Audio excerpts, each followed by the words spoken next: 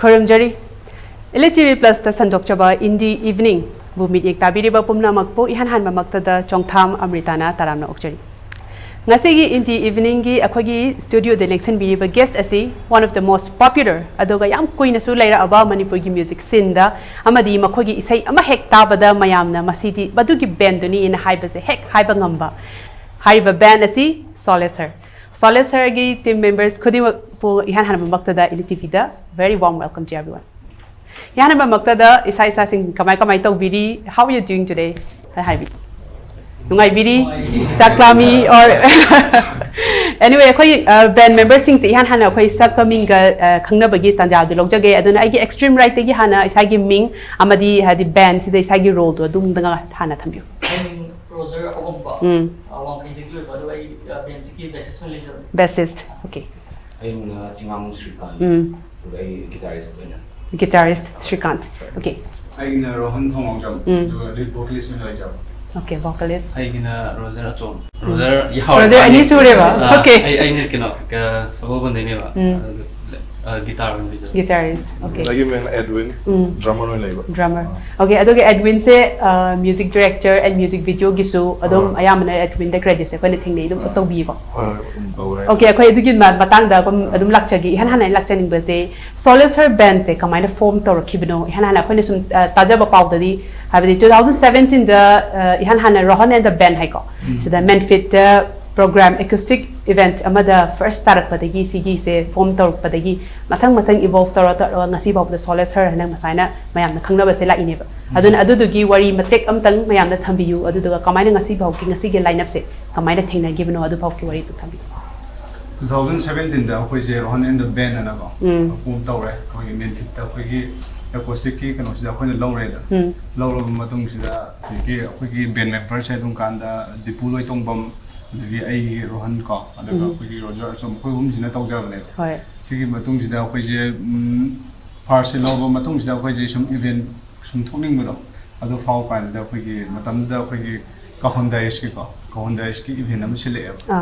adu gi event sida khoi je thok se adu band member de khoi hum gatane adu drum nung adu ka hon thin na ba adu gi bass kong na mi sile ta ba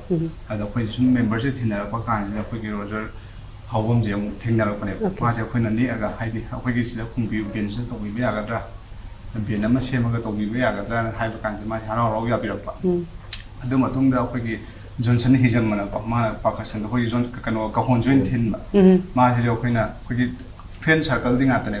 ma je khoi na ni aga khoi na sigi ka hon da sigi ka no se events da sau ya gi hai ta adu gi matung da mathang ko khoi gi mathang adu gi matung adu kan da khoi gi ben je Solace tang ko ya mathang okay adu matung da khoi gi kai event oi ge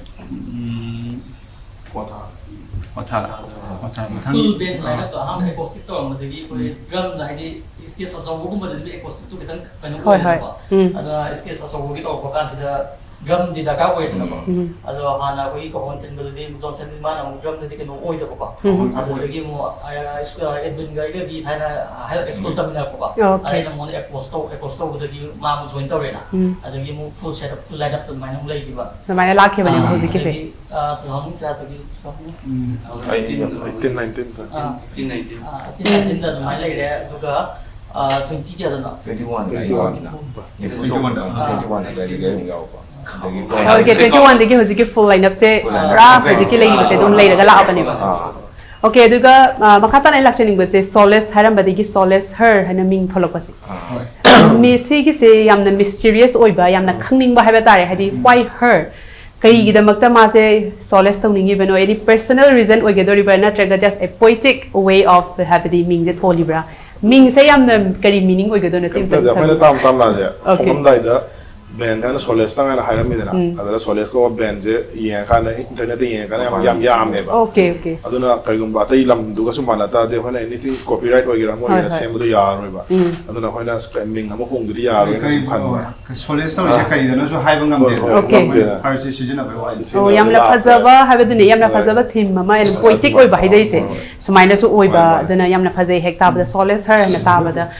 kanomam de dim strike to oi ba koina sum yeng ba da aduga isai se ta ba matam de su madugi feel do dum khoi da phawba ngamale ha tare hadi ihan han bagi hadi one of the biggest hit hayai ko tamna si sei ji tholok pada and magi music video si su yam tina top ngasi ba boda dum tonga na hadi miles apart with other music videos my there gali adana tamna gi music video se hadi lyrics na kamaina irak ki wakhal lakhiba masi gi wari se adana hadi songwriting and composition process tagi ngasai gi music video making se masi gi se samlapna kamaina taraga jamming dagi tholakibra na traga sigumba feel ama puthokni adagi ngasai gi video si jo khogi 1995 ta based over amakhak hai hadi 1990 se khoi manipur gi history dadi ngasai gi insurgents amadi militants na yamna habadi attack to ki ba du gi nuai ta ba fibam su like next military amam su lambi daga bombing operation ka tatana patana adu gumba gi instance me amam su reflect to boy no kono su je video sida aduna sigi matang se wali charak pam tang video lyrics di mari lyrics di aina 2013 swaida e jabane e jabai che pra busan badi nate sum aina sai ama kai sum ining bagi hedi sai pan ba horok pa si matam no oje 2013 da e gi bane da khoi je 2017 16 17 da ka bun ba horaga isai khoi isagi isai ma phongjage na sum khanjabda adu kan da ai lyrics se puthoga mayam je band member mayam je khanaraga pangkhalakane ma isai adu matung da isai je palabena video ma namaji ahamba isai thalona ba single loina haina amtamda yuvinna mana reaction piraga ma wari se sala laga yuvinna tongin haina okay Edwin sigi video making sigi ngasai videos da utliba wari se sigi concept se kamaya rakhiba no kamaya nam kibana jadi kanogi ai sia du nam ringai da 2018 17 swaida kanogi video documentary ki type ta ka kanoi ba ai tare ka confidential video mo namui ba okay adu nam du da ina sum adu da an experience sum yak pa do si di wari yes ma na thaina thoki ba sing do adu da gi influence la ko ne ba adu ga sama na khoi ben na sama na aham music video ma ben ki nam se ko se na haina ba sida adu ta di sama na wari je khoi thaina gi Manipur da aina du 2017 18 da adugi experience ama namu bai ko adu lai ba do adu ju ketang apply ma ko to salaga adai ketang khoi iju ketang retro style ketang pam ba aduna adumaina si aplam mix to ra ko na same se ado isai gi lyrics siga wari siga ata chap chanani habadi kesu lai ta bani na ko adum habet adu ga link up ko to ro ga adumaina to ra ga nam se ko chena adumaina plan sum la ki ba adara wari du su say du su kitang kanogi love song ni na ba love song and departure gumba sigum da su based the word adu gi su yamna thaido ko ya da bani na ba apaina khoi gi tha event thain supposing na have the Titanic se asing gi thok guitar su Jack and Rose fiction ni na fiction hoi adu maina thaina thon 90s da thoki ba do adu da apaina su fiction true events to the dramatized of fiction and apa ne ba adu da adu main law ya da gi apaina kana kuman si ge su yenge ada apaina mu anova artist pamba adagi anova su pamba adagi akhoi ga kitang close over you friend ko adu su pamba aduna adagi akhoi su budget su akan utau dia hoi adu budget su tam na mi around 15000 mutang ne ba aduna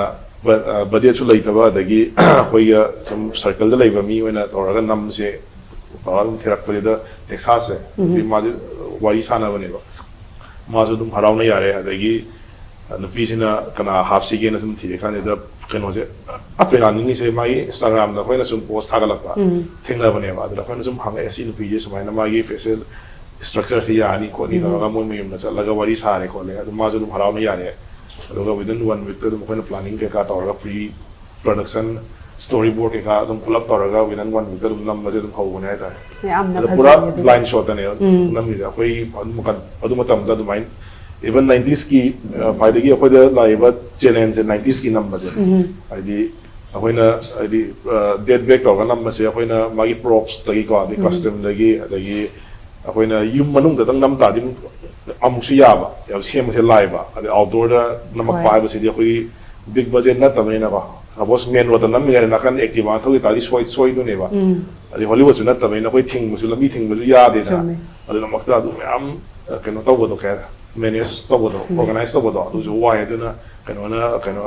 ani ran join na lei ba boy friend na ma ju kano de yaw ne bodo kano de hol kano de video music video sida ora mana pa na manage ko bet sa bodo manage mana dum pula full tawra ga mai tor khonna gi ai ta सुमाइना हाबदे मसिगी मयामना पामनारगा सी यौना blow up तौगनी मसिगी videos मयामना क्वाइदगी पाम वीडियो म ओइनी खनबिरुब्रा अदुगा सुमाइना सिगी टर्न आउट से थोलप कांदा करी फाउबी खंदे दा कोइ दुमाइना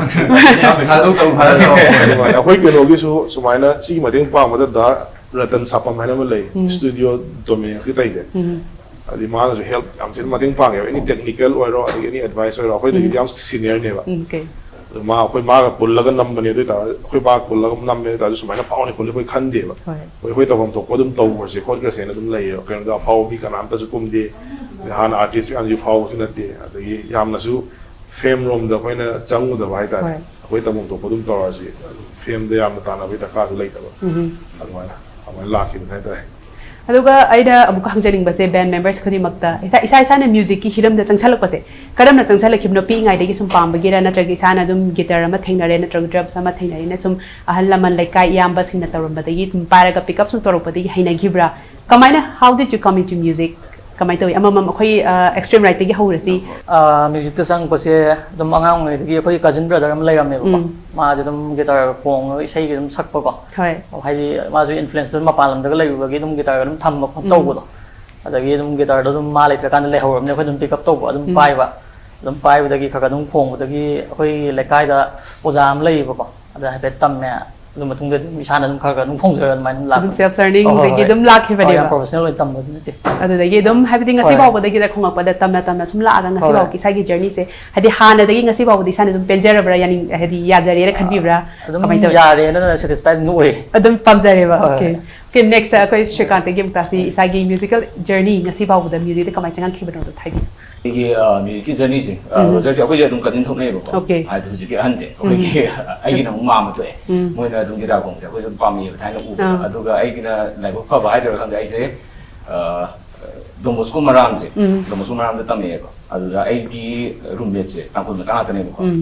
어거이 따로 레이블이봐. 뭐 망아지 기타리스트 오이봐. the exposure से एकदम delay है वो देखिए तुम खोने में तुम बाहुगले में तुम खोने तुम ada तुम गिटार तुम का तुम ले रहे हो तुम खोम दगी अको जे केनो तोसे बेनन सेन सेन मराम बेनन सेन में मा अदुदा अन का दे गिटार खोम हे वो प्लेस ओना तवेबा अदि गिटार से तुम खोने नपा दि गिटार अमा लेरगा तुम अदगी तुम मोय दगी तुम तमगा हुजिक सुन बाव ना रि मोय दा तुम मोय गाइड तविने अदुगा आई हुजिक सु मखादी तम निंगी को मथंग तादी तमरा कन तबदुनी हाबदे अदम हादि ब्रांड यावगा म्यूजिक प्रोड्यूस तौना तमदने हाबदि हेना फ्यूचर दसु यामना फजाना पुथोरपगी बाब सु लेडी बने बताउरिसे okay thank you and Rohan गी दि कमाइना म्यूजिक दि कमाइ चंगन की फैमिली जे पुरा कनोनी अदम आर्ट की फैमिली है तारे इसै दगी अखोगी थिएटर आर्टिस्ट अखो बाजो अदम थिएटर की आर्टिस्ट ने दमास नहाय दमागा यावको दमाइन तौदे अदम इसै नोमाइ दम होरको है तारे को बाजे खुजुजी नर्स कीर्तन की ओजा ओइन ले ओके म्यूजिक डांस कॉलेज ता ओइन ओइदरा यू कन ओइन ले जब ओके दुगा डांस कॉलेज की कई जुमाय छात्र याम ले अदो बि दुगा अखोगी फैमिली अखोगी ब्रदर सिंग दुम इसै नोमाइ तौबो यावे खoi अखोगी मथा गाय तारे अखोइना आंग ओइन गिटार पाइ गाय मोइना हाना पाइरमगा मोइना सुम खोंगदैन कई कोनो गायना कई येंगा सुम खंगनिंगबगी इसै अमगा तमबदो दमाइन ओय अदो दाइन सुम लागा हायताने इसै पामबदी इसै आंगांग ओइन एकदम सले ngangeba ngangबदी हादि फैमिली दु दे दम अदुगी एनवायरनमेंट दु दम चौरा अमिना दम नेचुरली इसै दम चंगक पनेबा के नेक्स्ट रोजर गी कमाइ तो आई दिनो आई कॉलेज दा सुम इसै बदि दम तारेबा होय इसै तारागा दम लापदा कॉलेज दा अनंगा गिटार म तारले सिसे केनो तो पुनिगनि खोंग हाय ओके अदे सुम खोंग हो gi bai तारे मा से खोंग ना सुम हो हो दम के अदे सुम ताबदा खoi band member sing de self learn sana non self taught ai amasu oi ko aduga yamna su unique oiba sound oi next edwin gi so happy ro aduga pulak kyo tamina मैं बात उसे माजे theatre की director है इन peeing आइदा 1995 3 side मोय theatre अदम तोयवा oven guardian का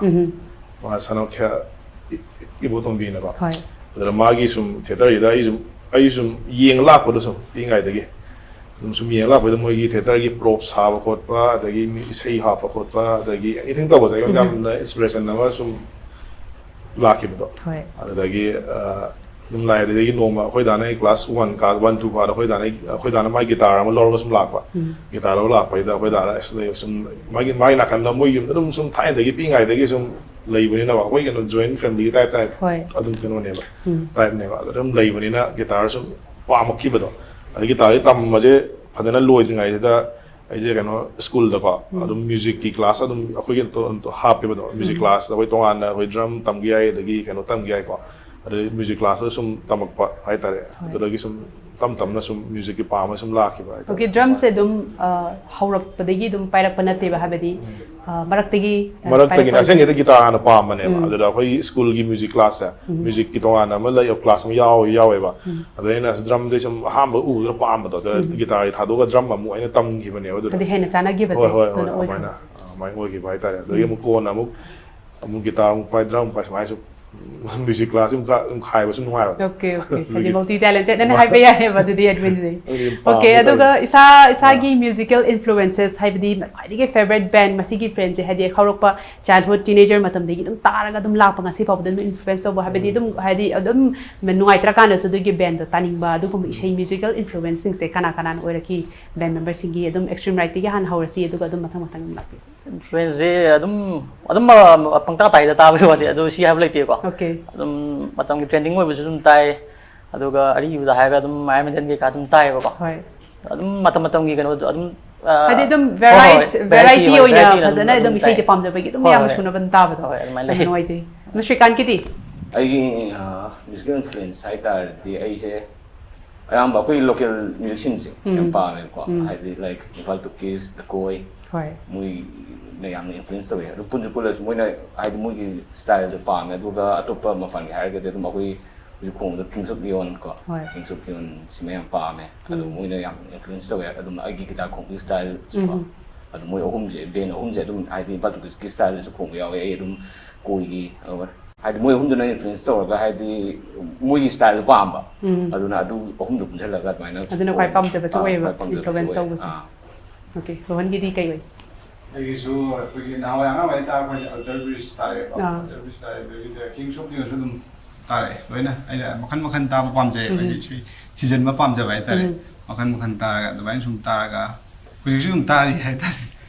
kings of Leon Alter bridge ꯑꯗꯒꯤ ꯑꯩꯈꯣꯏꯒꯤ ꯃꯤꯁꯇꯔ ꯕꯤꯛ ꯍꯥꯏꯅ ꯃꯈꯟ ꯃꯈꯟ ꯇꯥꯔꯒ ꯇꯧꯖꯔꯛꯄꯅꯤ Adum classic rock sing sida ayamba sigi tone sigi tune styles de hena pamjaba adumai oiba. Rojagidi. ꯑꯩꯒꯤꯁꯨ ꯑꯗꯨꯝ ꯀꯩ ꯍꯥꯏꯗꯣꯏꯅꯣ ꯈꯪꯗꯦ ꯑꯗꯨꯝ ꯄꯪꯇꯥꯗ ꯇꯥ Hadi variety da dum isai bu phazaradi dum taiba. ꯑꯌꯥꯝꯕꯗꯗꯤ ꯑꯩꯈꯣꯏꯒꯤ ꯕꯦꯟꯁꯦ ꯍꯥꯏꯗꯤ ꯀꯤꯡꯁ ꯑꯣꯐ ꯂꯤꯌꯣꯟꯒꯤ ꯇꯥꯏꯞꯇ ꯁꯛꯄꯅꯦꯕ ꯑꯗꯨꯅ ꯄꯥꯝꯁꯨ ꯄꯥꯝꯅꯁꯨ ꯇꯥꯏꯕ ꯑꯗꯨꯅ ꯑꯌꯥꯝꯕ ꯀꯤꯡꯁ ꯑꯣꯐ ꯂꯤꯌꯣꯟ ꯇꯧꯋꯦ ꯑꯗꯨꯒ ꯑꯇꯩꯁꯨ ꯑꯗꯨꯝ ꯍꯥꯏꯗꯤ ꯃꯥ ꯇꯥꯔꯒ ꯑꯇꯣꯞꯄ ꯇꯥꯗꯕ ꯇꯧꯗꯦꯕ ꯑꯗꯨꯝ ꯂꯣꯏ ꯁꯨꯅꯕ ꯍꯥꯏꯇꯥꯔꯗꯤ ꯄꯥꯝꯕꯗꯤ ꯍꯥꯏꯔꯨꯔꯒꯗꯤ ꯃꯌꯥꯝ ꯂꯩꯔꯦꯕ ꯑꯗꯨꯝ ꯍꯥꯏꯔꯣꯏꯕ ꯑꯗꯨꯝ ꯈꯪꯗꯦ ꯑꯗꯨꯝ ꯄꯪꯇꯥ ꯇꯥꯕꯤ Nam lungai aduna su phai ha betare aduna inspiration kaya amasu mafam kaya dagi dum isada dum changchu gi ba leidana ko. ꯑꯇꯣꯞꯄ ꯖꯣꯟꯗꯁꯨ ꯑꯗꯨꯝ ꯇꯥꯏꯌꯦꯕ ꯃꯥꯟꯅꯕ ꯑꯃ ꯑꯣꯏꯒꯦꯔꯥ ꯑꯗꯨꯝ Okay, Edwin gidi. ꯑꯩ ꯆꯞ ꯃꯥꯟꯅꯩ ꯃꯤꯛꯁ ꯑꯞꯅꯦꯕ ꯊꯥꯏꯅ ꯑꯗꯨꯝ ꯃꯦꯇꯜꯁꯦ ꯁꯨꯝ ꯊꯥꯏꯅꯗꯒꯤ ꯑꯗꯨꯝ ꯄꯥꯝꯃꯒ ꯑꯗꯨꯝ ꯂꯥꯛꯑꯦꯕ ꯀꯩꯅꯣꯗ ꯃꯦꯇꯜꯁꯤꯗ ꯍꯥꯏꯗꯤ ꯏꯁꯩ ꯍꯥꯏꯁꯦ ꯃꯦꯇꯜꯒꯤꯁꯤꯗꯅ ꯑꯃꯨꯛ ꯏꯟꯁꯇ꯭ꯔꯨꯃꯦꯟꯗ ꯑꯣꯏꯅ ꯐꯣꯀꯁ ꯑꯣꯏꯅ ꯂꯥꯛꯄꯁꯦ ꯁꯤꯒꯤꯁꯦ ꯌꯥꯝ ꯄꯥꯝꯃꯦꯕ ꯑꯩ ꯊꯥꯏꯅ ꯍꯦꯚꯤ ꯃꯦꯇꯜ ꯀꯩꯀꯥ ꯑꯗꯒꯤ ꯑꯗꯨꯝ ꯒ꯭ꯔꯨꯞ ꯀꯣ ꯃꯦꯇꯜ ꯀꯣ ꯒ꯭ꯔꯨꯞ ꯃꯦꯇꯜ ꯍꯦꯚꯤ ꯃꯦꯇꯜ ꯑꯗꯒꯤ ꯀ꯭ꯂꯥꯁꯤꯛ ꯔꯣꯛ ꯁꯤꯒꯨꯝꯕꯁꯦ ꯑꯗꯨ ꯈꯔ ꯂꯩꯔꯒ ꯑꯩꯁꯦ ꯑꯃꯨꯛ 2012-13 ꯁ꯭ꯋꯥꯏꯗꯒꯤ ꯄꯣꯁ ꯔꯣꯛ ꯑꯅ ꯑꯃ ꯖꯣꯅꯔ ꯑꯃ ꯂꯩꯌꯦꯕ ꯑꯗꯨꯁꯨ ꯄꯥꯝꯃꯛꯄ ꯁꯨꯝ ꯏꯟꯁꯇ꯭ꯔꯨꯃꯦꯟꯗꯁꯨ ꯐꯣꯀꯁ ꯈꯔ ꯀꯩꯅꯣ ꯇꯧꯕꯁꯦ ꯄꯤꯕꯁꯦ ꯍꯥꯏꯗꯤ ꯑꯅꯝꯕꯅ ꯀꯩꯅꯣ ꯑꯩꯅ ꯁꯨꯝ ꯊꯦꯡꯅꯔꯛꯄꯗ ꯑꯩ ꯁꯨꯝ ꯀꯣ ꯑꯩ ꯁꯨꯝ ꯁꯔꯀꯜꯗ ꯍꯥꯏꯇꯥꯔꯦ ꯁꯔꯀꯜ ꯍꯥꯏꯔꯒ ꯃ꯭ꯌꯨꯖꯤꯛꯀꯤ ꯁꯔꯀꯜꯗꯤ ꯅꯠꯇꯕ ꯁꯤꯗ ꯏꯃꯥꯟꯅꯕ ꯑꯇꯣꯞꯄ ꯁꯔꯀꯜꯗꯤ ꯊꯦꯡꯅꯔꯀꯥꯟꯗ ꯃ꯭ꯌꯨꯖꯤꯛ ꯍꯥꯏꯔꯒ ꯑꯅꯝꯕꯅ ꯑꯩꯈꯣꯏꯒꯤ ꯚꯣꯀꯜꯗ ꯑꯣꯏꯅ ꯅꯪ ꯑꯣꯏꯅ ꯀꯩꯅꯣ ꯐꯣꯀꯁ ꯄꯤꯕꯗꯣ ꯑꯗꯨꯒ ꯑꯩꯅ ꯄꯥꯝꯃꯤꯁꯤꯅ ꯄꯨꯂꯞ ꯍꯣꯜꯗ ꯑꯣꯏꯅꯀꯣ ꯍꯥꯏꯗꯤ ꯗ꯭ꯔꯝ ꯕꯦꯁ ꯀꯣ ꯒꯤꯇꯥꯔ ꯁꯤꯒꯨꯝꯕ ꯑꯅꯝꯕꯅ ꯃꯦꯇꯜꯒꯨꯝꯕꯒꯤ ꯀꯩꯅꯣꯁꯦ ꯃꯦꯇꯜꯒꯤ ꯖꯣꯅꯔꯁꯦ ꯁꯤꯗ ꯑꯣꯏꯅ ꯁꯤꯒꯨꯝꯕ ꯖꯣꯅꯔꯁꯤꯗ ꯑꯣꯏꯅ ꯀꯩꯅꯣ ꯐꯣꯀꯁꯁꯦ ꯂꯥꯛꯑꯦꯕ ꯑꯗꯨ ꯇꯥꯔ ꯃꯦꯇꯜꯗꯒꯤ ꯍꯥꯟꯅ ꯄꯤꯉꯥꯏꯗ ꯑꯩꯈꯣꯏ ꯗꯥꯅ ꯀꯣ ꯏꯟꯇ꯭ꯔꯣꯗ꯭ꯌꯨꯁ ꯇꯧꯔꯒ ꯇꯥꯔꯦ ꯑꯗꯒꯤ ꯁꯨꯝ ꯄꯣꯁ ꯔꯣꯛ ꯂꯥꯛꯑꯦ ꯑꯗꯒꯤ RETMꯁꯨ ꯑꯗꯨꯝ ꯄꯥꯝꯃꯤ ꯑꯗꯒꯤ ꯇꯝꯗꯅꯗꯤ ꯏꯟꯗꯤ ꯔꯣꯛ ꯑꯗꯒꯤ ꯍꯥꯔꯗ ꯔꯣꯛꯇꯅ ꯀꯤꯡꯁ ꯑꯣꯐ ꯂꯤꯌꯣꯟꯒꯨꯝꯕꯁꯦ ꯁꯤ ꯑꯗꯨꯝ ꯄꯥꯝꯃꯤ ꯑꯗꯨꯝ ꯃꯤꯛꯁ ꯑꯞꯅꯤ ꯍꯥꯏꯇꯥꯔꯦ Okay. Ado Solace sir gi genre se isana describe tawdi karamba genre da based obena haigani hadi kamaina karamba genre da oina hena naksana chatlina haigani alternative grunge music kara influence ado modern music modern rock su kara influence was mo godeni ado makata ilak chaning basi hoji akhoi music video making styles si se yamna top ado ai si de admin de sulak chage do mayamna su dum supplement obiru ado music making se ne su chibaw da Solace sir gi yenga pa video se yamna habadi tamna dagi hawraga dai mitam dagi lambi lehiba yamna phajai phajabada natana it's also habadi not just music sena tongan manda chelaga video sena su wari mali base dum yawi ko aduna music video making gi ngasai gi style se kai influence ro kono kamaina sigi vision se laga pirak kono Edwin gi habadi personal journey personal the experience ko kamai to we see share with video si joina sa ha khoi ba sau do on the influence la pane ma yan documentary na ma me thai ma bu di 2016 da lai gi de adwa ma on the influence la ba ai tare adagi mai hana sumaina video se mai namak kani ai jo hana khallu de ba okay ai thaina Bangalore dal adum lai ngai da na sum any hoi Manipur ge wai gira or any sum video sum yeng bu je ai on da ka tare ena confident mai what pa do si tawra modi fa si tawra modi fa se yamna leiba se okay adu da no mai na kano Bangalore da ai friend ama ai friend ama leiba hoi ben ge jo hoji se manager ne ba ano aniran join ko ena ma da khoi gi room gi na kan da leiba ma di hawra ga ba camera khar wire ga video am da nam ga sam yeng se na ka da ma ko malle da video de stop motion gi video ma nam me ba sing ju join na ben ma leiba du ge adu gi sum nam ba da gi sum adu da gi sum la ki bai ta journey je ko da gi sum ena every video ena kanoma hadi unique ama sum ena tawdriba pot ama sum happening ba do hadi every agi work ko di makse ha do ga sabse mana halaga taw je yona bit yamna yaw de ba kanoma di hongan ning ba do kanoma di happening ba do hadi ni na u har u ge ra ga kano anything go ai side ta gi da ya no experience na ko adum happening ba ta da gi sum ano ba da taw no phone na ba do la in ho che habedi sana su yamna innovative mind am galoina na habedi kamaina hana tongna triba su hadu do hapcha lagi sai artist vision to hapcha laga tarapana tabada yamna Edwin ga namina base hoy expect to nga tane ba pura Okay. mysterious Ay, ne ito ma pa ba habiro? kudak tane ba kudak haira ni mai ma nga tang khalani ya kudak da khalani ya si tok salasi ya to adu kamai to experience habedi particular music video ma okay ta de hora ge ta ta ai je ju jan pu da sabien jaru ni ga da ai ni si ko le le ko jan le le ba adu moi video na mi na tu nga dai bien yaw de ba so se yaw de ba ai je jan la ga video na bi yeng ja pa ne ba kudak da pao pao ai At the first time say me sigi bagi sigi yaw base kami yaw de ba Mara pai ni. video na bi yeng ja pa ne ba ma kudak da jale pao pao ai habedi idea se blazer lit pasine uro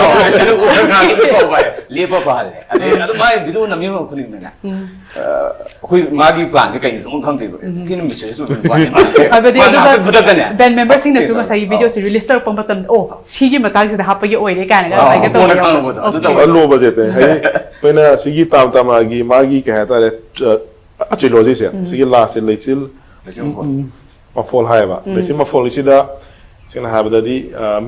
khoi na budi mi se yam da ba ta su screen da di mi se yam ma san do ni da sida imana myam ji ni edana mana ba je moi tra mo dang ni ne khoi mo shu ne mo yaw edo khoi gi ben ma ya khoi ko ne lu ko boys na mi lu kham myam ji hap ni sak dress amu sil ni lu kham ma de ta ni ni ya ma sa le dana adu mana am na edi lo adi sin ha adu mak mi am ko lai ta de khoi da gi budget tu su lai ta ba adagi budget tu tha ta so khoi income tu lak na tu lai ta ba aduna adum so khoi ma sen ta se ta ba khoi group kano gi lai ba se ki ma su lai group ma su lukam boys na video da lukam na yaw ya lukam tu pi ko mo ha ni di maning da mai fa yi extras me ha pa do da ko ga mo ta na sa ga dress ko ho sa ta ine ba adi lukam de gi brotherhood ma sagar kare habedi adu mai na adi sum da ga ina ji kwai da gi challenging ba da ko gi kan gi trilogy si nam ba am challenging oi gi ba ka gi no da ko na si dead back to ga namak pani na ko ha na gi 90s ki namak pani na ko 90s की पोचै थीब से वाय even Pepsi की कनो जे बोतल से लिगी से होजि की फंगबगा थाइने फंगबगा से माना दे होय अदगी पैसा से जो थाइने पैसा से प्रिंटर तो को नम दोने बा मागी शेप तो थीरगा पैसा से जो अदगी ड्रेस सु नम दोनी अदगी मेकअप से याम सु पाम द अदगी नाखन अखोइना कैराव की को जगह मा द पुलब होल कनो मा मेला मा साय बा मेला ग्राउंड 90s की okay adu mela du sa ba du one day sai ni ko adugi mela du so bom am pukhai be sin mu sa du ne ba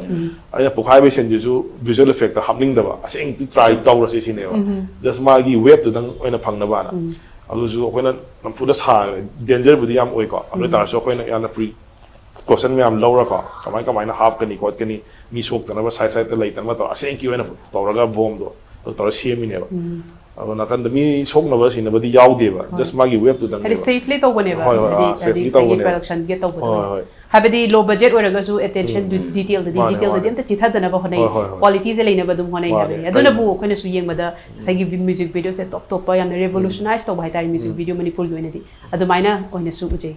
adu makha tani laksani mase hojik se tamna the su wari se amna base padi tawre atai isei myamam su lei but aina maru oina pukhachaling ba thim jina hojik se matam du da thokiba nga sagi Manipur gi irang sida 1990 se aduna yamna matam se kupchan gre dana matam gi irang dana aduga amuka su mayam haine je handaki 2023 digi tholok nga sagi ethnic conflict na su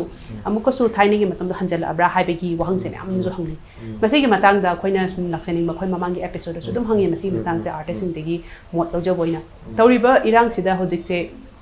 chahi ama hele adagi film number adagi festival na chingba kaya ama thingure but handak tagi tam tam na hangdo ko sum hore adubo hoji bawbadi artist oina maru oina music ki di matang da di si se hangdo pa lei chi maram di music hai si di stage sama sema kani mi mam tilakani kade security reason tagi hangda bo oram basu adubo artist mayam amagi the lifeline ori bani music ki matang da performance and music thado ko sida adana masi matang as an artist kari haini aduga habadi asagi performance ko ina tarok tabase sad effect tarok para kari level bhabo de effect tarok i aduga kari haibini ngi Manipur da so artist se na da lan 2023 yaw jinga 2019 dagi 2023 or 22 gi keno last month pau ko Manipur se pra boom to wa hora bane ba the every aspect ka the music wagera film wagera even keno wagera business wagera aduga yam tena bum toram maga sumaina ana down chat ki ba si mi khudi makta di noi ta budi phau ko adu tar su khoi sina da khoi ju dum sacrifice ne dum khalle haidi mi atai sam yam sacrifice tawri bani na ko aduga hoi music fusi budi tam na ko hoi taw nong na di dum sendro bane ba adubu hujik sena ha da mi gi yum mamagi sanskar tawri ngai da nakan dai sei kongsan budi ngai te dra adumana koi ju Manipur ju hujik sanskar tawri bu chap hujik amana ne ba koi je loi dri ba aduna adugi su khanda su ya de adagi music ki su even music artist sing ki su khanda su ya de ko ado Manipur gi outside ju chatla ga dum artist ngam adum khong mo khot ba yawi si jam phai ba idi akoin mapana chatla koi gi kaino ma sigi irang sigi kaino ko pi ba awareness ma ko through art and music ko si ju phai ado Manipur da su tawhaning ye do tar su hujik ki irang sin adi kitang ko hadi pull up sacrifice ko tominara ko ado hawbudi dum hawrani kitang ko adi adum phajalaga thambadi ya dawni na ko adone hai adi amtina complicate oi hai tare aduga masigi habadi performance and gig kuma to base thing jingai ge mamang da 2023 gi mamang da habi tare that Solace herna perform to kiba quite the memorable oiba event hai tare ko karam ba leki sigi events na quite the nungai bo kiba adigi mapan lam da su adigi Manipur da su sagi experience kai leki ukhul gi nungai ba okoi tam na he release to raga main fit khong da adu yam nungai main fit okoi first main video se ek lo raga ben ek phong abagi kano gi after ka tam na phong kan da kano gi main fit ta ka adi guest ben oina ka lawon haire da khong ma da khoi di first show ne ba do mi da amna su la kani do akoi ju khalu da ba aduga mi ju akoi na sai ba every wording jo di video do thok ba ju kuidri ba aduga main fit ta yeng mi khoti mak to na mak salak pa do adugi yam da inspiration yam phange adum adagi handaki lan taw jinga gi da su Chosanpur te ukhul ga keno ga kong Notice festival do adu ukhul gi duna mafam do yam phajabai ta 0 point da khonge adagi ukhul da su ina da ukhul da ai hojiki ukhul gi mi man haire ba ukhul da mani Imphal da gi la ga ben da metero ne sai sa ga lak ba je leita ba mali ka ga haire ba ma di ladri na adada ko ju daud han le so ko so ra ka ni am lem da na ko ga metero ne sai sakse lu ra ga na ko la sam da unexpected oi ba do di oi gi ma ga ta kul ma ja yam na ko da yam na support yam la ko do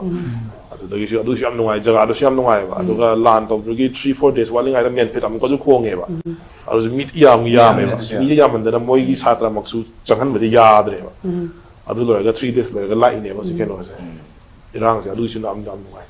adum ka sen da man nungai dei where all the flowers ko jam nungai adu perform to the quite the nungai be sai ha tare favorite moment sai se karam oi Solace herna perform to hold on tight hold on tight English hadi English language ta wa se hoi bit si su khara hadi update ora ga tawi ko tau thari no se lei hold on tight di khoi hadi ko bu khoi ngai ba ba se aduga hoji makha tarak pada Solace gi upcoming projects kai kai lei habadi hoina ana hadi sei sei yamna tajading ga ngai jaba fan mayam da ko hadi sigi evenings in the evening gi khudong jaba se ga habadi ano project or album or single habadi in the plans daga leibra karum kan phongani habagi kitang teaser gum mama tv biya gadra amadi still same lulloirani then 1-2 months taka lulloirani with video dum laani habadi haji ama in the works single loina single music video ko second album ma tawena khalambane ba ado hadi aite this is the first one like first one second album taweda mo sisu adi irang ka la purina dagi amuk laigana pun madu phangdena mai magi de mateng pa chana ki bumi am sina koi pun no sai yu sem madu no police ai sai single se thalok se okay adumaina hojik laani sai madi single lama okay koi mem khorana ngai mina si duga okay koi hojik Solace gi matang da isagi apamba pamda ba isagi matang album and upcoming projects mayam ma wari sana kare adubu yamna serious oi bese why adana khitam mu se lighten up tawna ba ai hojik who is most likely to and question se mama habedi aroi bde hek thami ko si se thamake habedi who is most likely to have a question khala aga adana ai ma band member sing da ko sing ba pakhum khara dum pibio habedi kana na khai tumgali ga habedi ma ai kai leiduna ko si tau bio duga okay ai hana lak pa se okay who is most likely to forget song lyrics have tare ko song lyrics or masagi music chords on stage kana oi okay ya ba ko gon stage ta si thok ra hana okay aduga who is most likely to accidentally ko aran ba isai khungok pa sina kana oi gele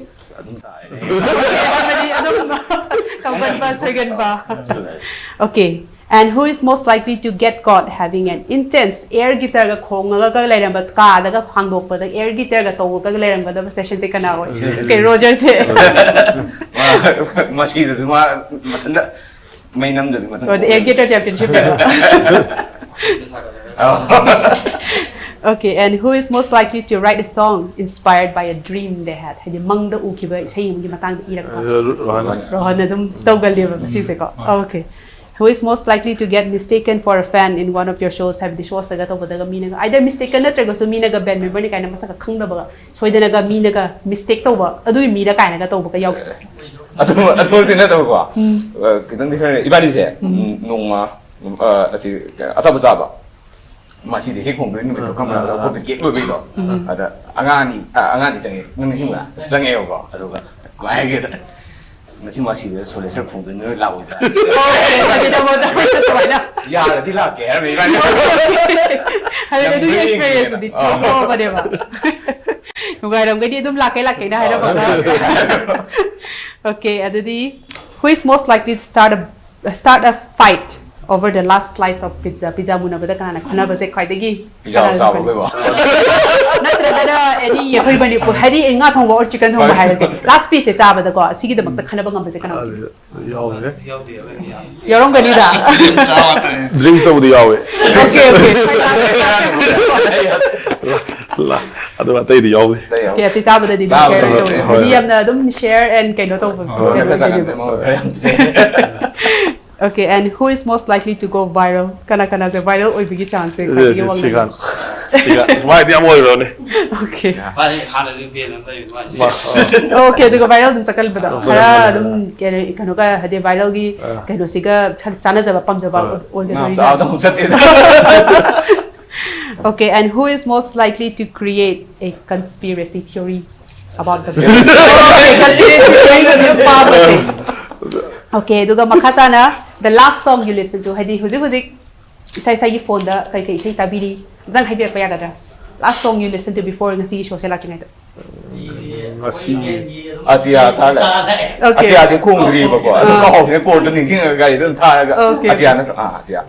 atia se pulak na ai di kali ho na be nam le Iceland be na adu ta ra okay